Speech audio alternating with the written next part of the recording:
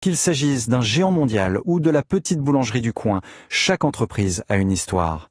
Certaines sont de vraies réussites, d'autres des échecs cuisants. Mais attention, ce n'est jamais, jamais le fruit du hasard.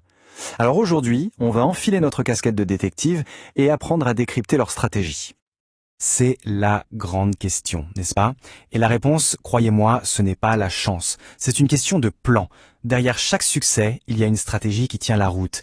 Et derrière chaque échec, eh bien, il y a des indices. Et on va apprendre à les repérer ensemble. C'est exactement ça. On se transforme en détective d'entreprise. Notre mission, comprendre ce qui se passe vraiment en coulisses. Et notre boîte à outils, c'est l'analyse stratégique. C'est elle qui va nous permettre de voir au-delà des apparences et de comprendre comment une boîte fonctionne, ou pas. Bon, toute bonne enquête commence par quoi? Le rassemblement des preuves. Avant de se faire la moindre idée, il faut inspecter la scène. Pas de conclusion hâtive. On observe, on collecte. Et cette scène, elle a deux dimensions. D'un côté, il y a tout ce qui se passe à l'extérieur, le contexte économique, les concurrents qui rôdent, les nouvelles tendances. Et de l'autre, il y a l'intérieur même de l'entreprise, ses équipes, sa technologie, ses finances. On va devoir fouiller partout. Alors, pour l'extérieur, notre premier outil, c'est le pestel. C'est un super pense-bête pour ne rien l'oublier. Politique, est-ce qu'une nouvelle loi pourrait tout changer? Économique, l'inflation va-t-elle impacter les clients? Social, les habitudes des gens sont-elles en train d'évoluer? Et ainsi de suite. En gros, ça nous donne une vue d'ensemble du terrain de jeu. Ok, le périmètre extérieur est balisé. Maintenant, on pousse la porte de l'entreprise. C'est à l'intérieur qu'on va trouver les indices les plus révélateurs sur ce qu'elle a vraiment dans le ventre. Ici, on se concentre sur 4 zones. D'abord, les humains. L'équipe est-elle composée d'experts ou de débutants? Ensuite, le matériel. La technologie est-elle à la pointe ou complètement dépassée? On regarde aussi comment les choses sont organisées, les processus. Et bien sûr, on suit la piste de l'argent, les finances. Chaque élément nous raconte un bout de l'histoire. On a rassemblé les preuves, c'est bien, mais maintenant il faut comprendre le mobile. Pourquoi est-ce que cette entreprise fait ce qu'elle fait? C'est quoi son grand plan? C'est la deuxième phase de notre enquête. Tout part de la mission. C'est un peu comme l'ADN de l'entreprise, sa raison d'être. Ça répond à une question simple mais cruciale. Au fond, pourquoi on existe? Une mission claire, c'est ce qui doit guider chaque décision, au quotidien. La vision, elle, c'est le regard qu'on porte vers l'avenir. Si la mission, c'est le pourquoi, la vision, c'est le où est-ce qu'on va. C'est un peu l'étoile du berger qui guide l'entreprise. Elle doit être assez ambitieuse pour motiver tout le monde, mais aussi assez réaliste pour qu'on y croie. Et pour passer de la vision à la réalité, il faut des objectifs concrets.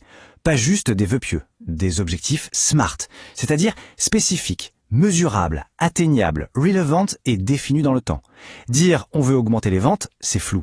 Dire on veut augmenter les ventes en ligne de 15% d'ici la fin du trimestre, ça, c'est un objectif SMART. Ça change tout.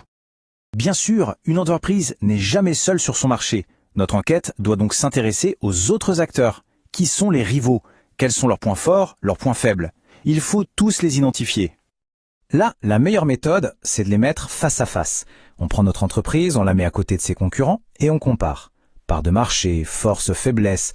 C'est en faisant cette confrontation qu'on arrive à voir où sont les opportunités à saisir ou au contraire les menaces à surveiller de près.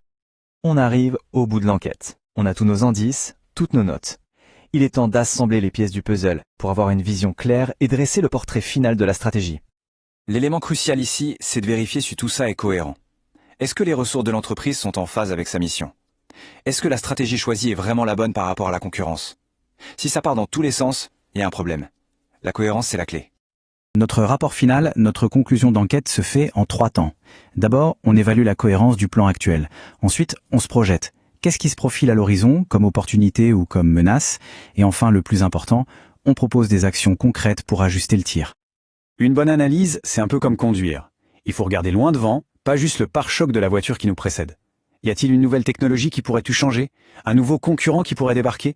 C'est en anticipant ces virages qu'on évite la sortie de route. Et cette phrase, elle résume parfaitement l'idée. Faire une analyse stratégique, ce n'est pas juste un exercice théorique pour se faire plaisir, non.